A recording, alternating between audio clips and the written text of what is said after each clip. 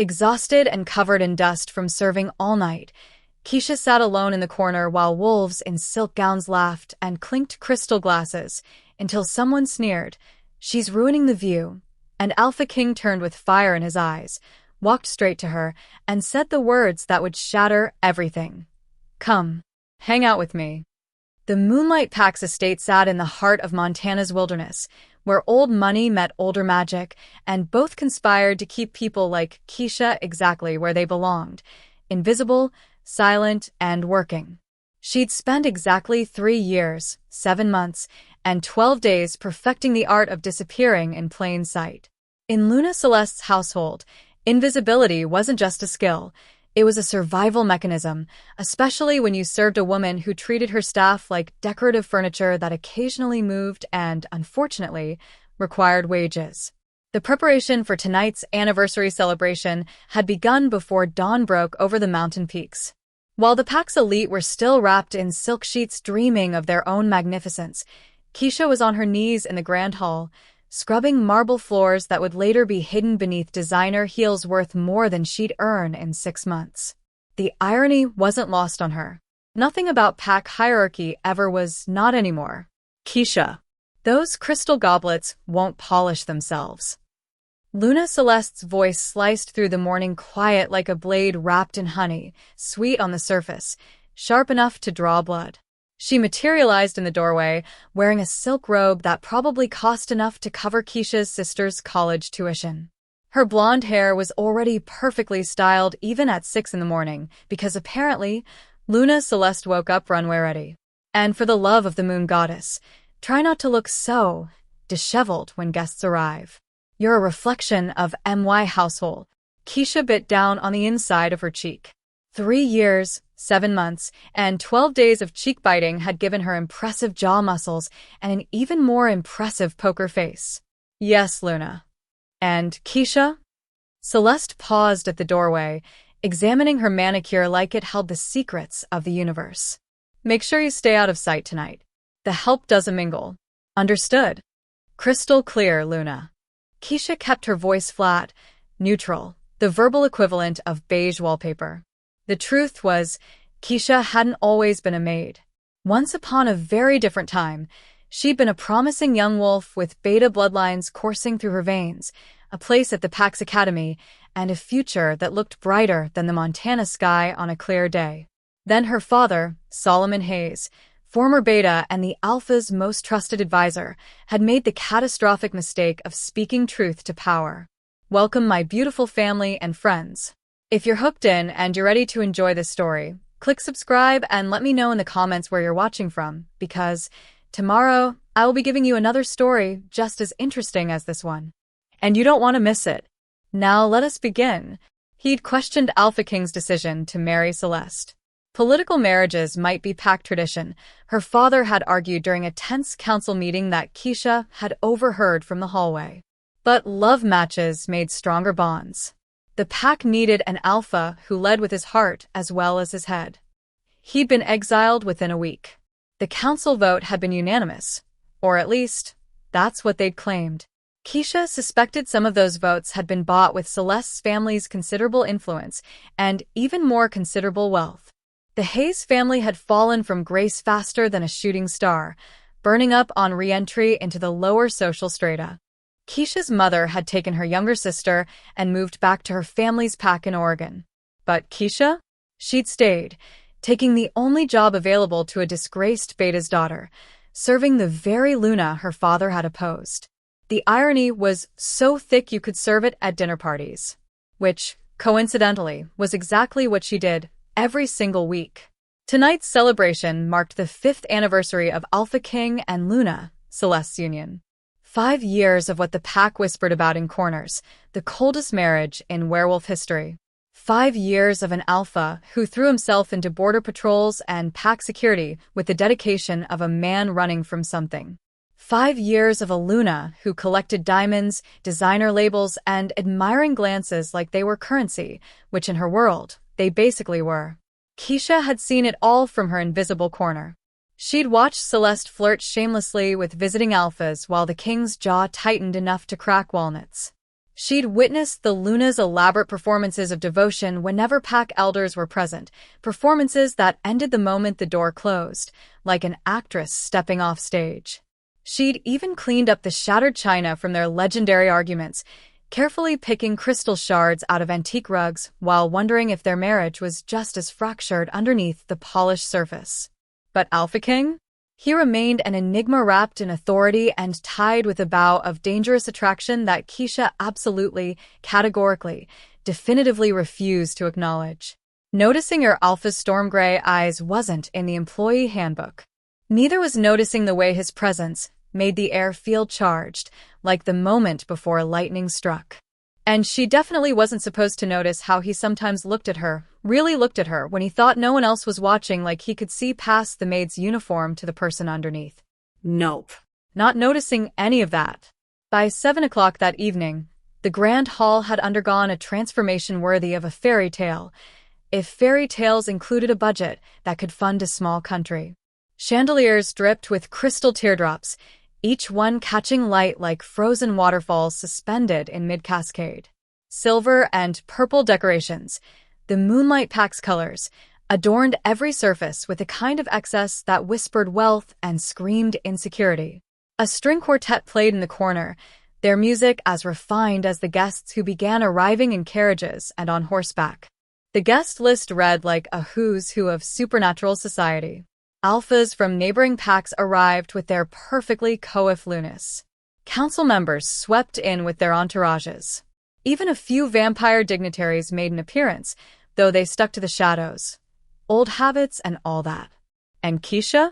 She wore the same black uniform she wore every day, now artfully decorated with dust from rearranging furniture, wine stains from an aggressive champagne cork, and the distinct eau de toilette of worked a 14-hour shift on 4 hours of sleep. Keisha, you're not seriously planning to be visible during the party? Celeste appeared behind her like a designer ghost, expensive perfume and judgment. The help stays in the kitchen or serves. You don't exist. At least, not to our guests. Understood, Luna. Keisha's voice could have frozen water. She'd perfected that tone, too. But fate, or possibly the moon goddess with a seriously twisted sense of humor, had other plans. At precisely 9 o'clock, disaster struck in the form of a champagne tower catastrophe in the kitchen. Someone had built it too tall, physics had objected, and suddenly every available hand was needed to manage the crisis, serve replacement drinks, and convince guests that exploding champagne fountains were totally intentional and very avant-garde. Keisha found herself thrust into the glittering crowd, carrying a silver tray loaded with crystal flutes, trying her absolute best to blend into the wallpaper. She served drinks to wolves who looked through her like she was made of glass, invisible, see-through, barely there. A tall man in an expensive suit took a glass without making eye contact. A woman in a dress that cost more than Keisha's yearly wages grabbed 2 flutes while mid-laugh, never pausing her conversation. That was fine. Keisha was used to being invisible. She'd made an art form of it. But then her legs, those traitorous, overworked limbs, decided they'd had enough. After 14 hours on her feet, they staged a full rebellion. Her knees buckled, the empty tray clattered to the floor, and she sank into a chair in the corner like a puppet with cut strings. A cardinal sin for the help. The whispers started immediately, spreading through the crowd like wildfire through dry grass. Is that a maid? Sitting? At the anniversary party? Oh my God, the audacity. She looks like she's been rolling in the dirt. Who let her in here? She's absolutely ruining the aesthetic. Someone should remove her. Keisha's cheeks burned hot enough to melt steel. Every eye in the room seemed to be on her now. She'd gone from invisible to spectacularly, horrifyingly visible in the span of 10 seconds. But her legs refused to cooperate. They'd gone on strike, and no amount of mortification was bringing them back online. She kept her eyes locked on her hands, studying them like they contained the answers to the universe. One hand had a burn from grabbing a hot serving tray without thinking. The other had a cut from broken glass that she'd cleaned up earlier. They were working hands. Honest hands. Hands that had scrubbed and served and suffered. And She's ruining the view, someone said with a cruel laugh that cut through the string quartet's melody. The silence that followed was deafening. Keisha finally looked up and immediately wished she hadn't. Alpha King stood in the center of the hall, and his expression could have frozen hell itself and sent Satan running for a winter coat. But he wasn't looking at her. He was looking at them. Every instinct Keisha had, wolf instincts honed over generations, told her to run, to hide, to get as far away as possible from whatever was about to happen. Because that look on the Alpha's face? That was the look that came before storms, before earthquakes, before the world shifted on its axis. What's the problem here? His voice rolled through the hall like distant thunder, the kind you felt in your bones before you heard it with your ears. The crowd shifted nervously. Suddenly, everyone was very interested in their champagne glasses, the wallpaper, literally anything except the Alpha's face. Alpha. Someone. Keisha recognized him as Thomas Wright, a council member with more money than sense, tittered nervously. The help is, well, she's sitting at your anniversary party. Looking like that. He gestured vaguely in her direction, like she was an unfortunate stain on expensive upholstery. Looking like what, Thomas? The king's voice was soft now, which somehow made it more dangerous. Looking like she's been working for 14 hours straight to make sure this party was perfect? Looking exhausted? Looking human? Well, I just meant, she's ruining the view. Someone else chimed in, Lisa Carmichael, if Keisha remembered correctly, a she-wolf who'd made a career of marrying money and judging others. The laugh that followed her words was the kind of laugh that had probably ruined lives at country clubs and charity galas across the state. The silence that descended was the kind that came before something shattered. Keisha looked up and met Alpha King's storm-gray eyes. For just a moment, a heartbeat, a breath, the crowded hall fell away completely. There was something in his expression that Keisha couldn't read, couldn't name. Something that made her chest tight and her heart hammer against her ribs. No, the king said, his voice soft but carrying the kind of authority that made Alpha's bow and made the very air hold its breath. She's staying. The crowd shifted like a single organism, uncomfortable and uncertain. Luna Celeste's perfectly manicured hand tightened around her champagne flute so hard that Keisha half expected it to shatter. Her blue eyes had gone ice cold, her smile frozen in place like a beautiful, furious sculpture. Then Alpha King did something that made Keisha question whether she'd fallen asleep in the corner, and this was all some exhaustion-induced fever dream. He walked toward her. Not past her. Not around her. Directly to her.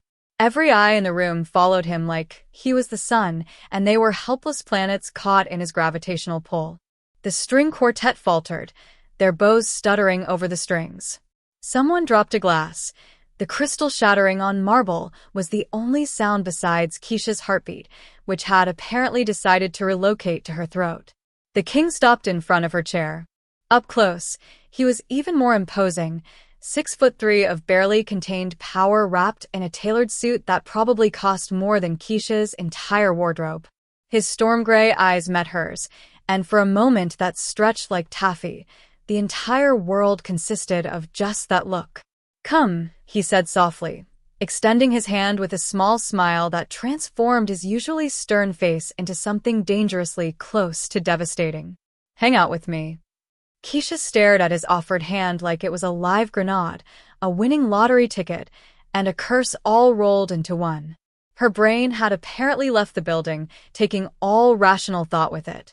Behind a king, she could see Luna Celeste's face cycling through emotions at lightning speed. Shock, rage, calculation, more rage, a flash of something that might have been fear, then settling on a smile so sharp it could cut glass. She could see the pack's elite frozen mid-gossip, champagne flutes suspended halfway to lips, mouths literally hanging open like they'd forgotten how jaws worked. She could see Thomas Wright looking like he'd swallowed a lemon whole. She could see her own reflection in a nearby mirror, dusty, exhausted, completely and utterly out of place. And she realized Alpha King wasn't joking.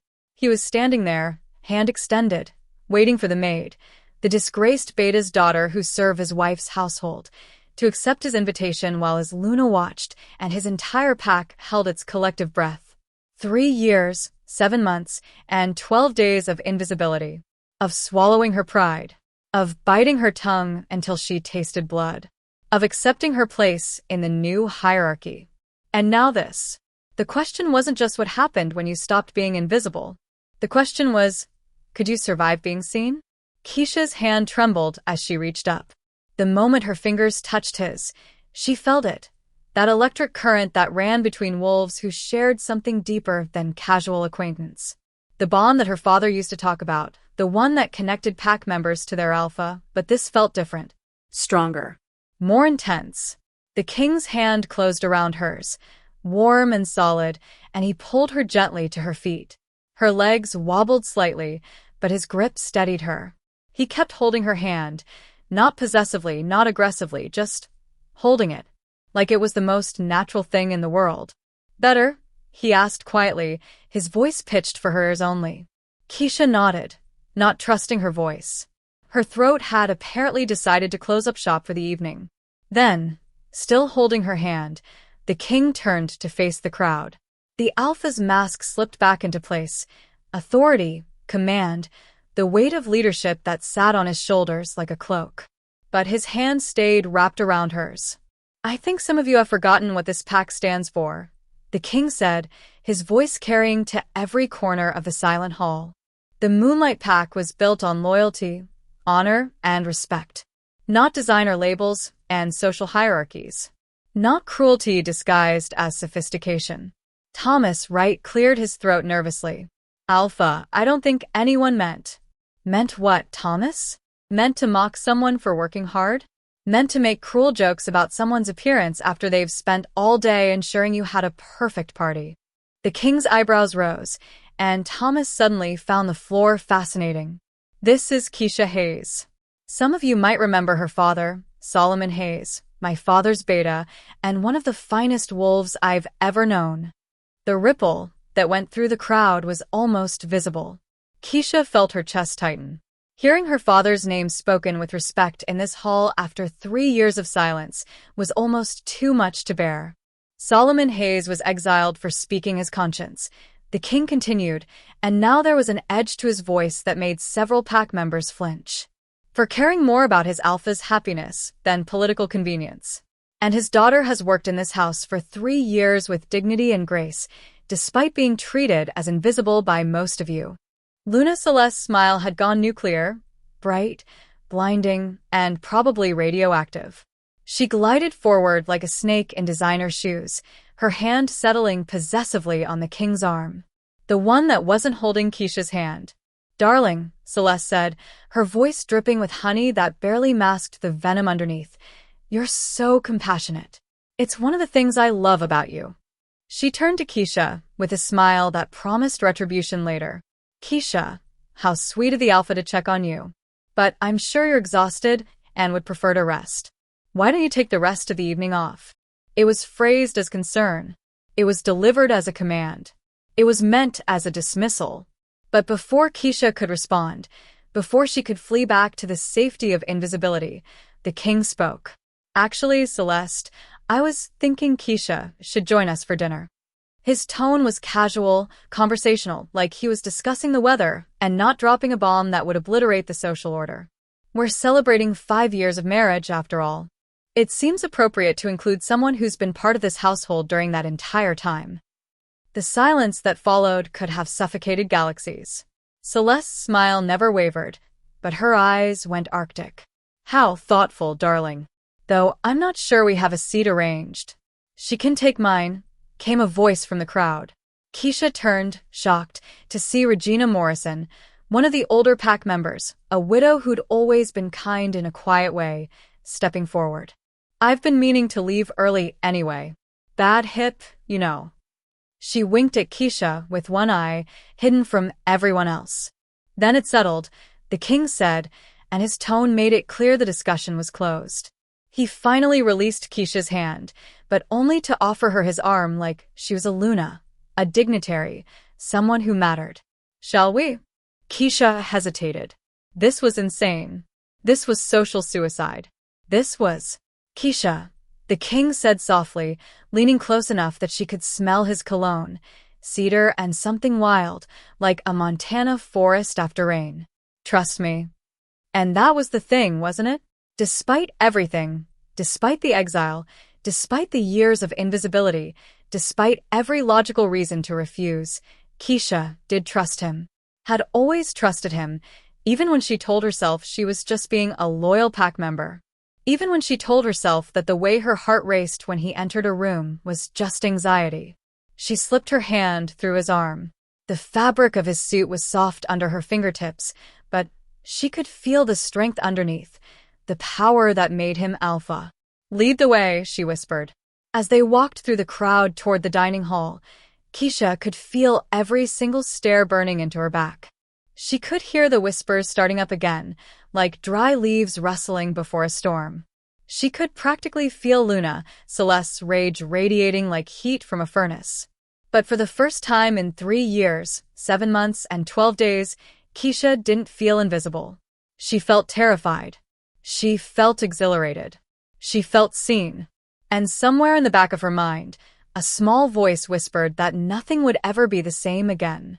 That voice, as it turned out, was absolutely right. The dining hall was a masterpiece of understated elegance, if your definition of understated included gold leaf accents, hand-painted Italian frescoes on the ceiling, and a table that could comfortably seat 30 people while making each one feel like royalty.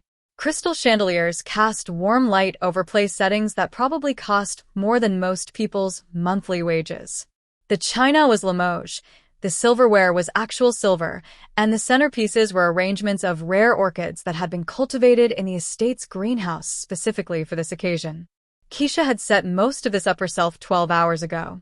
She knew exactly which fork went where, which wine glass paired with which course, and how much each element of this dinner cost because she'd had to inventory it all.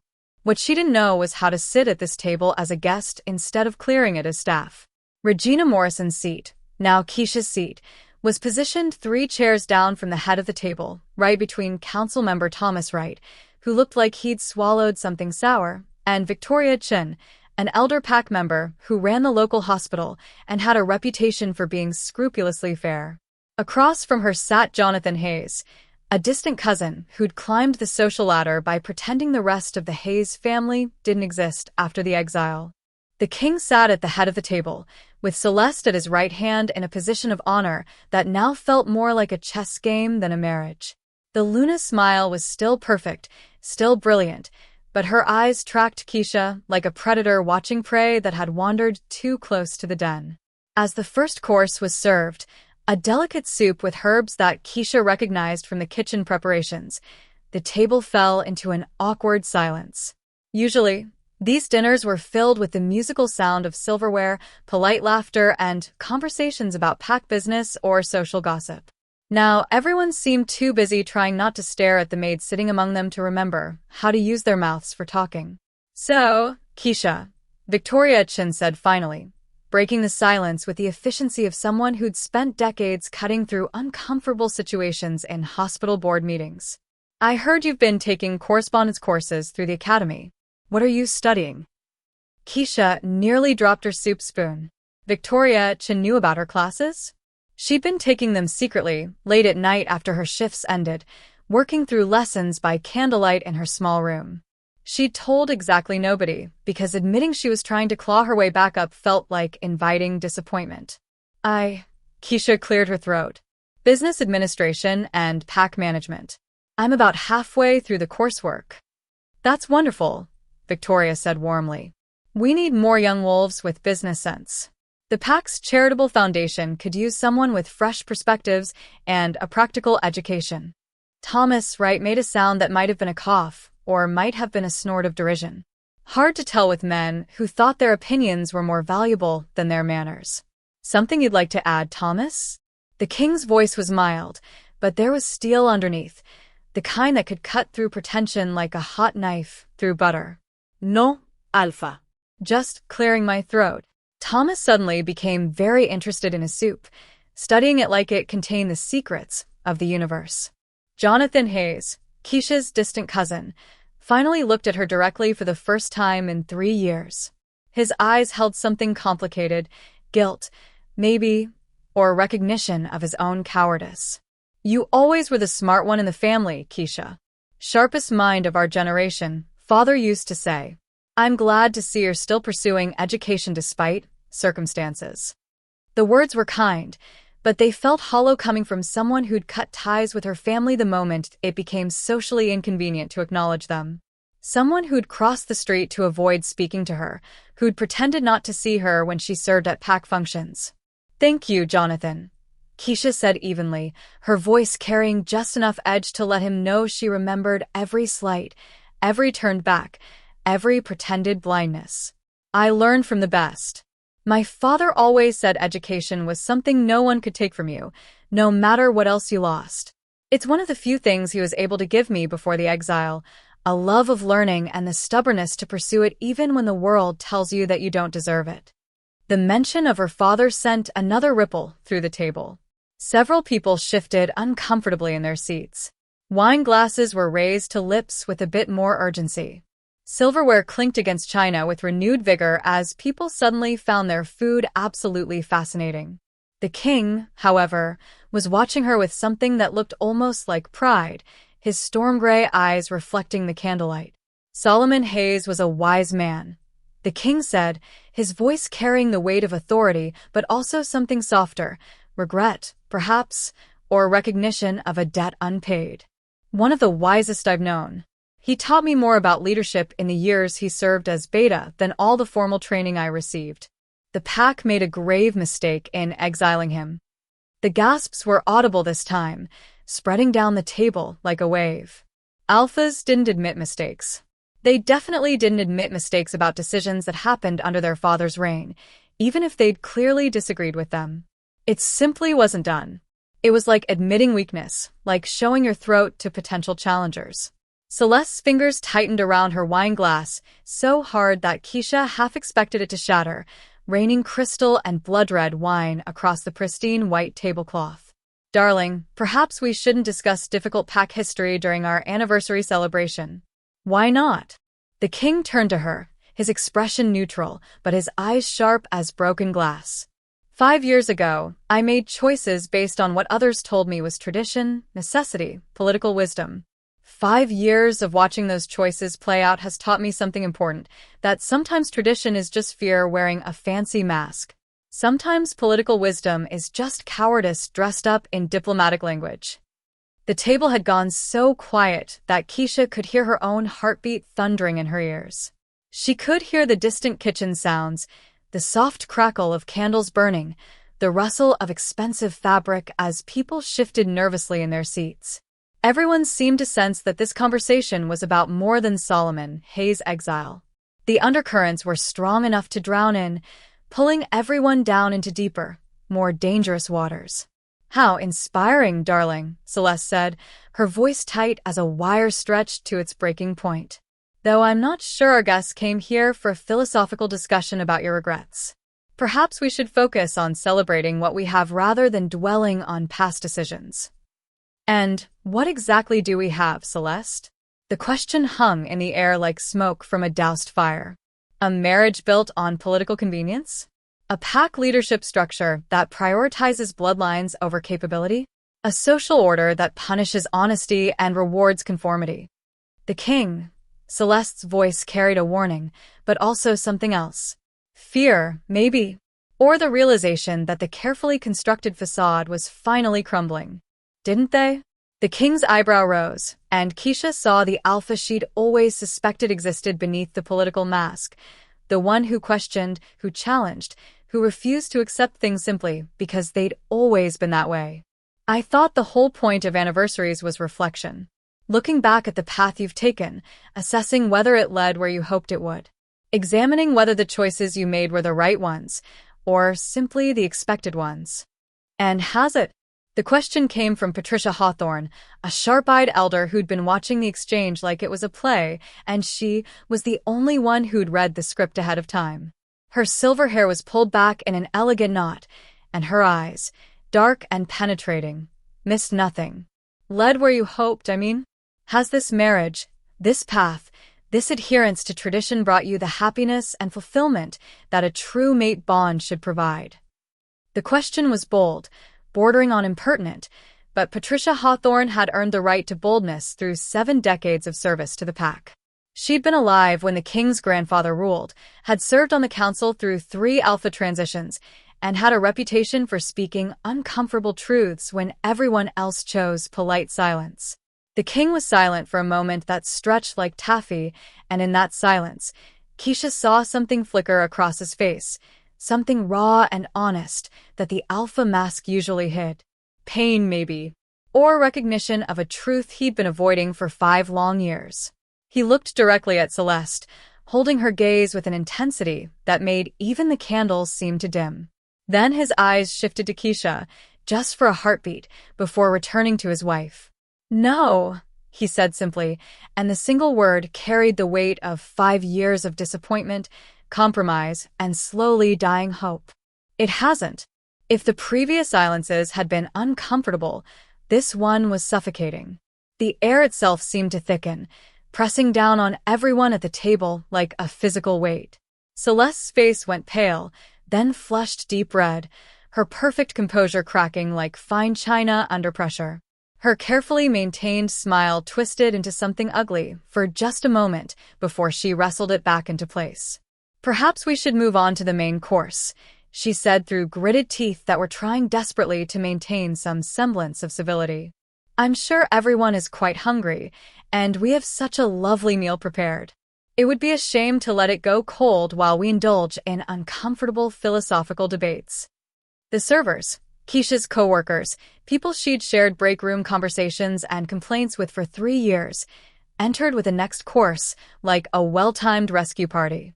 Maria, who usually covered the evening shift, caught Keisha's eye and gave her a subtle thumbs up while placing a plate of herb-crusted lamb in front of her. The gesture was small but meaningful, a reminder that even in this room full of wealthy, powerful wolves who'd made her invisible, there were still people who saw her, who supported her, who understood what it meant to work in the shadows. As dinner progressed through course after uncomfortable course, the conversations around the table began to fragment into smaller groups, like a river breaking around stones. Some wolves retreated into safe topics: the weather, the quality of the wine, the upcoming harvest festival. Others, emboldened by the king's honesty or perhaps simply tired of pretending, began to engage more authentically. Victoria Chin kept pulling Keisha into discussions about the pack's community programs, treating her like she'd always been part of these conversations, like her opinions mattered and her insights were valuable. She asked about Keisha's studies, her thoughts on improving healthcare access for lower-ranking pack members, her ideas for education initiatives. Each question felt like a small act of rebellion against the social order that had tried to keep Keisha silent and small. A few others gradually warmed up, their curiosity overcoming their shock or their discomfort with the broken social contract. Even Jonathan seemed to be working up the courage to say something more genuine, opening his mouth several times before closing it again, clearly wrestling with years of carefully cultivated distance. But Keisha couldn't shake the feeling that she was sitting on a bomb with a timer she couldn't see. Every time Celeste's eyes landed on her, which was often like a predator constantly checking on its prey, she felt the weight of calculation behind that gaze. The Luna was planning something. That much was clear. Women like Celeste didn't accept defeat gracefully. They regrouped, strategized, and struck when you least expected it. That feeling intensified when Celeste stood, tapping her wine glass with a silver knife. The crystal chimes silenced the table instantly, every conversation dying mid-word as all eyes turned to the Luna. "I'd like to propose a toast," Celeste said, her smile back in full force, brilliant and sharp as broken glass catching sunlight. She raised her glass high, the candlelight making the wine glow like liquid rubies. "To 5 wonderful years with my dear husband. To the traditions that bind us, the expectations that guide us, and the social order that keeps our pack strong and stable." Her eyes landed on Keisha for just a moment, a flash of pure venom disguised as sugar, hatred wrapped in honey. "To tradition," she continued, her voice carrying to every corner of the room. "To knowing our place in the grand design. to understanding that some lines are not meant to be crossed, some boundaries exist for good reason, and some people are exactly where they belong, serving those better suited to leadership. The implication was clear as crystal, sharp as a knife between the ribs. Keisha felt her cheeks burn, but she refused to look away, refused to give Celeste the satisfaction of seeing her flinch. The pack members raised their glasses with varying degrees of enthusiasm, murmuring agreement that sounded more obligatory than heartfelt. But Keisha saw several people, Victoria, Regina Morrison, who'd remained for the toast, even Patricia Hawthorne, exchange glances that suggested not everyone agreed with Celeste's definition of place, or her vision of an unchanging social order. The king raised his glass, but didn't drink, the wine hovering at his lips like a question he hadn't answered yet. Instead, he stood as well, his chair scraping against the floor in the sudden silence. "I'd like to add something to that toast," he said, his voice carrying the weight of command but also something deeper, conviction, perhaps, or the courage that comes from finally deciding to stop pretending. To traditions that serve us, yes, but also to having the courage to break the traditions that don't, to questioning the rules that keep good people down and elevate the wrong ones for no better reason than the accident of their birth, to examining our assumptions about worthiness, about leadership, about who deserves respect and who deserves our loyalty.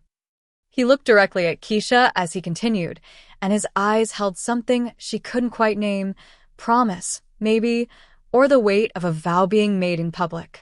To second chances. To seeing people for who they truly are, not who society says they should be. To honoring those who work in the shadows, whose contributions go unrecognized, whose worth is measured by their labor rather than their bloodline. And to making things right, even when it's 5 years too late. Even when it's politically inconvenient. Even when it costs us everything we thought we wanted. Then he drank deeply, and the gesture felt like a declaration of war, a line drawn in sand, a challenge thrown down that couldn't be taken back. The dinner dissolved shortly after that, the tension having reached a point where even the most socially oblivious wolves could sense that staying longer would mean choosing sides in a conflict that was clearly just beginning. Pack members made polite excuses about early morning patrols and prior commitments, filing out with backward glances and whispered conversations that would undoubtedly fuel gossip for weeks, probably months, if Keisha was being honest. She stood to help clear the table. Old habits died hard, and 3 years of service had made the gesture almost automatic, but Victoria caught her arm with a gentle but firm grip. "Let the staff handle it tonight," Victoria said kindly, her weathered face showing genuine concern. "You've done enough work for one day. Maybe for 3 years' worth of days. Truth be told, tonight you were a guest. Let yourself be one." As the dining hall emptied, servants efficiently clearing plates and glasses with the practiced synchronization of people who'd worked together for years, Keisha found herself standing awkwardly near the door. She was caught between two worlds, no longer quite staff, not quite guest, uncertain of what protocol demanded in this unprecedented situation. Should she leave? Stay? Thank the alpha formally? Curtsy? Spontaneously combust from anxiety? That last option was looking increasingly attractive. "Keisha." The king's voice stopped her mid-flight plan, her hand already on the door handle. He was standing by the window, hands clasped behind his back, looking out at the Montana mountains bathed in moonlight. The view was spectacular, jagged peaks silvered by lunar glow, forests dark as ink, stars scattered across the sky like diamonds on velvet. "Walk with me?" It wasn't really a question, not from an alpha to a pack member. But the way he said it felt like a request rather than a command, an invitation rather than an order. The distinction mattered, even if the outcome was the same. Keisha glanced around nervously. Celeste had disappeared, probably to her private chambers to throw very expensive things at very expensive walls, if the tension radiating off her before she left was any indication. The servants were efficiently cleaning, their heads down, determinately not witnessing whatever this was. A few elders lingered in the hallway beyond, speaking in low voices, but they seemed more interested in their own conversations than in monitoring the alpha's movements. Is that wise? Keisha asked quietly, her voice barely above a whisper. After everything tonight, being seen alone together might. Might what? Cause more scandal? Create more gossip? The king turned to her, and his smile was tired but genuine, the expression of a man who'd finally stopped caring about appearances. Probably not. But I stopped making wise decisions the moment I asked you to sit down tonight. Might as well commit to the chaos at this point. Besides, I think we're past the point of worrying about what people might think.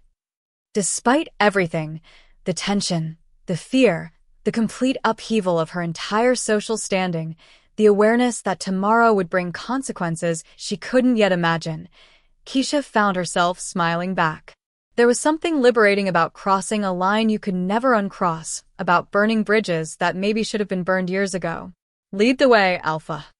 The king, he corrected softly. When it's just us, when there's no audience and no expectations, it's just the king. I think we're past formalities now, don't you? They walked through the French doors onto the terrace, where the cool Montana night wrapped around them like a blanket woven from starlight and pine-scented air. The moon was full. Of course it was. The moon goddess always did have a flair for dramatic timing, casting silver light across the estate grounds and making everything look slightly unreal, like they'd stepped into a painting or a dream. The garden stretched out before them, carefully manicured paths winding between flower beds that would bloom spectacularly come spring. A fountain burbled somewhere in the darkness, water splashing over stone in a rhythm that was almost hypnotic. In the distance, Keisha could hear wolves on patrol, their footsteps and low voices a reminder that life in the pack continued even as individual lives transformed. Thank you for watching this story to the end. If you enjoyed this story, you will surely love the next one. It's as crazier and more intriguing as you can ever imagine. So, do check it out.